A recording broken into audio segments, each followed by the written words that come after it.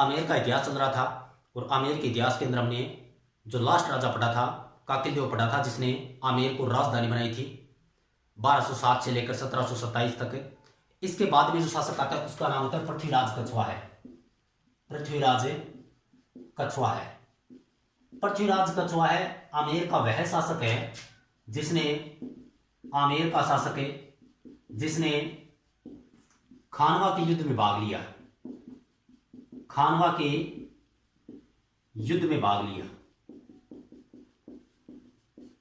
अब खानवा के युद्ध में भाग रही है और ये राणा सांगा से प्रभावित है। खानवा का युद्ध बाबर के साथ होता है 1527 के अंदर। बाबर के युद्धों की मैंने आपको ट्रिक बताई थी। पानी पी के खाना खाया, चला चंदेरी, घाघरा पहन के। पानी का बनेगा पानीपत है, खाना का बनेगा खानवा, चंदेरी का बनेगा चंदेरी और घाघरा का बनेगा घाघरा, जो क्रमबद्ध रूप से है 1527, 28, 29 से 30 के अंदर सॉरी इस सांगा के खानवा इस बाबर की क्या हो जाती है, मृत्यु हो जाती है। तो इस सांगा से प्रभावित होकर अपने पुत्र का जो नाम रखा वो भी नाम रखा था सांगा। पृथ्वीराज कछवाहा के पुत्र का नाम क्या है, सांगा है। और इसी सांगा ने क्या बसाया, सांगानेर बसाया। सांगानेर बसाया। पृथ्वीराज कछवाहा आमेर का वह शासक है जिसने खानवा के युद्ध में भाग लिया। खानवा के युद्ध में भाग लिया तो लड़ता हुआ वीरगति को प्राप्त हो गया। लड़ता हुआ वीरगति को प्राप्त हुआ और इसी का पुत्र था जिसका नाम था सांगा। सांगा ने क्या बसाया, सांगानेर बसाया। और इसी सांगानेर के अंदर भारत का 14वां अंतरराष्ट्रीय हवाई अड्डा है। अंतरराष्ट्रीय हवाई अड्डा और राजस्थान का पहला है। आप कभी जयपुर गेट देखा होगा आपने, सांगानेर एयरपोर्ट है, वो इसी सांगा के नाम के ऊपर बसाया गया है। इसके बाद में एक शासक आता है जिसका नाम होता है बारमल। बारमल के बारे में इस आमेर के अंदर एक अलग से स्वरूप लेता है, क्योंकि बारमल वह शासक है जिसने सबसे पहले मुगलों की अधीनता स्वीकार की। पूरे राजस्थान के अंदर पहला राजवंश है जिसने मुगलों की अधीनता स्वीकार की और मुगलों की अधीनता स्वीकार करने के साथ साथ में वैवाहिक संबंध भी बनाए। वैवाहिक संबंध, बारमल ने अपनी बेटी जोधाबाई का विवाह किया, जिसे उपनाम से हरकाबाई कहते हैं। अलग अलग इसकी उपाधि दी बाद में, मरियम उजमानी, अमीर उमरा, वो उस जोधा के बारे में आप पढ़ते हो। और वैसे एक जोधा अकबर एपिसोड भी चलता है, धारावाहिक चलता है, तो उस धारावाहिक का कोई लेना देना नहीं इतिहास से। धारावाहिक और इतिहास उसको चटकीला बनाया जाता है, हकीकत नहीं होती वो बिल्कुल भी। जोधाबाई एक मूवी भी है, ऋतिक रोशन के द्वारा बनाई गई, जिसके अंदर जोधा का जो किरदार निभाती है वो निभाती है ऐश्वर्या राय और अकबर का किरदार निभाता है ऋतिक रोशन। तो शासक का नाम है बारमल। शासक आता है आगे बारमल। आमेर का वह शासक है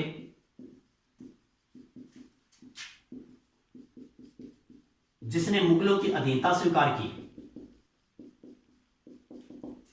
जिसने मुगलों की अधीनता स्वीकार की। वह शासक है जिसने राजपुताने में सबसे पहले मुगलों के साथ वैवाहिक संबंध बनाए। अब संबंध बनाए, वैवाहिक संबंध बनाए, मुगलों की अधीनता स्वीकार किया, तो कोई ना कोई तो कारण है इसका। ऐसे तो कोई है नहीं अधीनता स्वीकार करता है। तो एक कारण तो था इसका मीणा जाति का भय। मीणा जाति का भय। और दूसरा कारण था गृह क्लेश। क्या होता है कि बारमल के शासनकाल में एक तो मीणा जाति, जयपुर के अंदर आप जनजातियों के अंदर पढ़ते हो, जनजाति भील, मीणा, ग्रासिया, सहरिया, डामोर, सांसी, कालबेलिया, ये सभी जनजाति के अंदर आती है। तो उसके अंदर एक सर्वाधिक पढ़ी लिखी जनजाति है जिसका नाम है मीणा। वो पहले थी जयपुर के अंदर सर्वाधिक, अब वर्तमान में नए आंकड़ों के हिसाब से उदयपुर के अंदर सर्वाधिक बाहुल्य देखने को मिलता है। तो एक तो मीणा जाति का व्यय क्योंकि सर्वाधिक जयपुर में थी, और दूसरा गृह क्लेश। इस मीणाओं ने भी किया गया कि गृह क्लेश शुरू कर दिया आमेर के अंदर। तो इससे प्रभावित होकर या इस समस्या का समाधान करने के लिए अकबर आ रहा था जियारत करने के लिए अजमेर में। तो उसी समय एक व्यक्ति था जिसका नाम था चगताई। चगताई की सहायता से ये अकबर की क्या स्वीकार करता है, अधीनता स्वीकार करता है। और इसी की बेटी थी जिसका नाम था जोधा, पुत्री थी जोधा। और इस जोधा का विवाह कर दिया किसके साथ है, अकबर के साथ सांबर झील के किनारे किया था। और इस दोनों से उत्पन्न संतान हुई, वो हुई जहांगीर। ये था बारमल, आमेर का वह शासक जिसने सबसे पहले मुगलों की देयता स्वीकार की। नाम आएगा बारमल का, जिसने राजपुतान में यानी पूरे राजस्थान में सबसे पहले मुगलों के साथ अधीनता स्वीकार किया और वैवाहिक संबंध बनाए है। नाम आएगा बारमल का। और कारण क्या थे कि किस कारणों से इसने अधीनता स्वीकार की, तो एक तो था मीणा जाति का व्यय और दूसरा था गृह क्लेश। मीणा जाति ने गृह क्लेश कर दिया, तो इससे प्रभावित होकर इस समस्या का समाधान करने के लिए मीणा जाति इस बारमल ने मुगलों की अधीनता स्वीकार की। और इसी की पुत्री थी, विवाहित संबंध बनाए तो पुत्री जिसका नाम था जोधाबाई, और जोधाबाई का विवाह कर दिया अकबर के साथ है। और इसी जोधाबाई की उपाधि मिलती है, एक का नाम होता है मरियम उजमानी और दूसरी होती है अमीर उमरा। अमीर उमरा और दूसरी का नाम था मरियम उजमानी। ये था बारमल, ठीक है। अब इसके बाद में जो इसी बारमल का एक बेटा था, शासक बना, जिसका नाम था भगवंत दास। ज्यादा इसने कुछ नहीं किया, बस यही बात इसके लिए इंपॉर्टेंट है कि एक तो इन्होंने मुगलों के साथ वैवाहिक संबंध बनाए और अपनी बेटी जोधाबाई का विवाह किया है। और जोधाबाई की बहुत बार उपाधियां पूछ ली जाती है, एक का नाम है मरियम उजमानी और दूसरी का नाम है अमीर उमरा। इसके बाद में जो शासक बनता है उसका नाम था भगवंत दास। भगवंत दास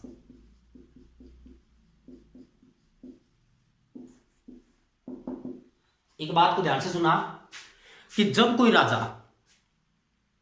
किसी की अधीनता स्वीकार करता है तो एक उसका वंशज उसके दरबार में जिसकी अधीनता स्वीकार की है वहां पर भेजना पड़ता है कि कल ने कोई बात हो जाए तो वो तो उसके पास है।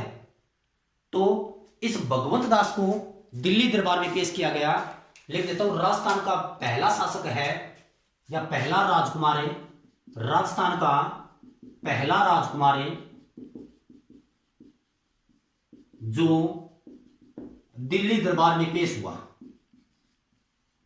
दिल्ली दरबार में पेश हुआ पहला शासक है जो दिल्ली दरबार के अंदर पेश हुआ था। यानी बारमल ने अधीनता स्वीकार कर ली है तो उसका बेटा भगवंत दास कहां पर जाएगा, दिल्ली दरबार के अंदर जाकर पेश हो जाएगा। नंबर 2, इसी की बेटी थी जिसका नाम था मानबाई।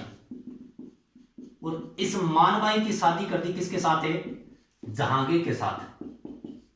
अब ये रिश्ता क्या कहलाता है, मेरे तो समझ से बाहर है। मानबाई की शादी कर जहांगीर के साथ है और इससे उत्पन्न जो संतान हुई वो हुई खुसरो। जो आप मुगल इतिहास के अंदर पढ़ते हो कि खुसरो ने विद्रोह शुरू कर दिया था, तो फिर बाद में इस खुसरो को हत्या करवा दी और इसका साथ दिया था सिखों के 5वें गुरु अर्जुन देव ने और उसको फांसी दे दी। ठीक है। अब भगवंत दास है वो हमेशा अकबर के पास रहता था। सबसे छोटी उम्र के अंदर तो गया था, मान सिंह गया था, लगभग 7 वर्ष की उम्र के अंदर चला गया था। ये बड़ा होकर गया था। तो एक बार अकबर गया था यूपी के अंदर और यूपी में वो एक हाथी के ऊपर बैठा था। अब हाथी का आपको पता ही है कि हाथी जब मान लो पागल हो जाता है तो कुछ भी नहीं देखता, पूरा का पूरा एरिया तहस नहस कर देता है। तो अकबर किसके ऊपर बैठा था, हाथी के ऊपर बैठा था और हाथी पागल हो गया। अब पागल हाथी को काबू किसने किया था, भगवंत दास ने किया था। और पागल हाथी को काबू करके अपनी वीरता का परिचय दिया और उसके बाद में अकबर ने इस भगवंत दास की जो मनसबदारी थी वो 5000 कर दी। लिख देता हूं, सरनल के मैदान में, सरनल कहां पर है, यूपी में है।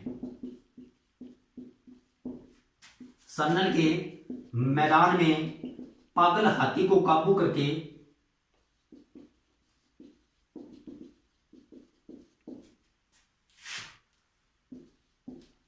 अपनी वीरता का परिचय दिया।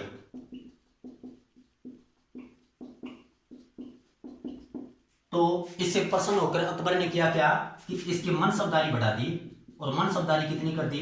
5,000 मनसबदारी कर दी। मनसबदारी होती है, मुगल प्रथा के अंदर ये शुरुआत हुई थी। मनसबदारी यानी उसके जो घुड़सवार होते हैं और घोड़े होते हैं वो कितनी संख्या कर दी? 5,000 कर दी। मैंने आपको बताया है भगवंत दास है पहला राजकुमार जो दिल्ली दरबार के अंदर पेश हुआ था मुगलों के, और पुत्री का नाम था मानबाई, जिसकी शादी की थी जहांगीर के साथ है, और उससे उत्पन्न संतान हुई खुसरो, और खुसरो की हत्या करवा दी। और इस खुसरो का साथ दिया था सिखों के 5वें गुरु अर्जुन देव ने, जिसको फांसी दे दी गई। सरनल के मैदान में यूपी के अंदर पागल हाथी को काबू करके अपनी वीरता का परिचय दिया भगवंत दास ने, और इसके बाद में इसकी क्या की? मनसबदारी है वो बढ़ा दी। मानबाई को सुल्तान निसा भी कहा जाता है। लिख देता हूं मैं, मानबाई को सुल्तान निसा कहा जाता है। सुल्तान निसा कहा जाता है। इसके बाद में आमेर का जो राजा बनता है वो था मानसिंह, जिसके बारे में हमें अगली क्लास के अंदर पढ़ेंगे।